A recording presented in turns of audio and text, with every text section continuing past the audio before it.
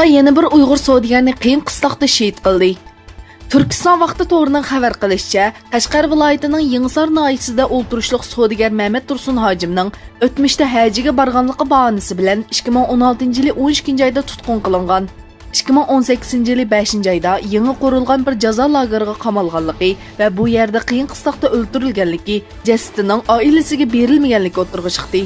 Mehmet Tursun hojimning Urumchi qatorliq shaharlarda suma ishlab chiqarish zavodi borligi ma'lum.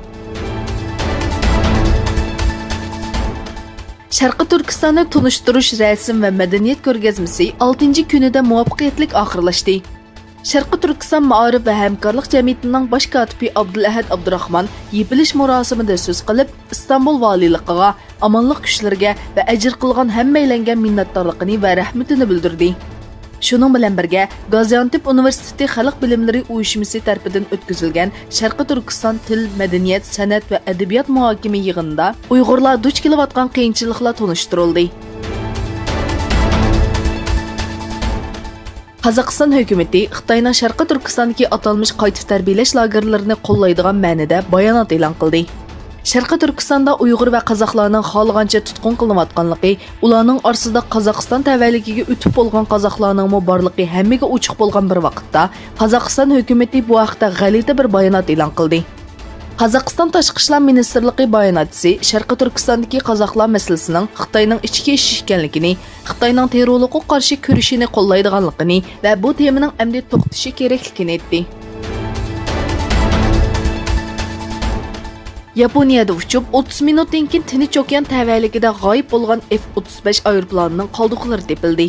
Amerikadan 1 yil burun setib olgan bu aeroplanning tushib ketish sababi aniqlanmagan bo'lib, uchiqchimi g'oyib bo'lgan.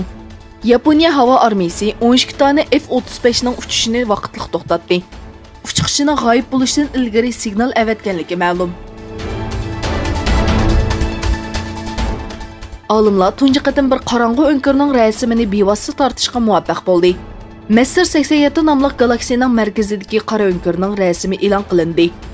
Bu qorong'u o'nkir taxminan 40 milliard kilometr, ya'ni yer sharining 3 hassasi kenglikda va 53 million yo'riqliq yili uzoqlikda bo'lib, massasi Quyosh massasining 6,15 hassasiga to'g'ri keldi.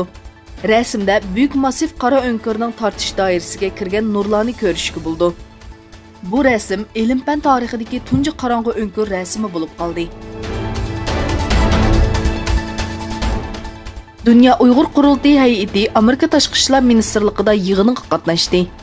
9 aprel seshanba kuni Amerika Tashqi ishlar ministrligida Trump hukumatining diniy erkinlik elchisi Sam Brownback boshchiligida ochilgan va xalqaroliq vakillar qatnashgan yig'inda so'z qilgan Dünya Uyg'ur qurultiyi raisi Dolqin Aysa va hamkorligidagi hay'at Sharqi Turkistondagi zulmlarni tunishtirdi.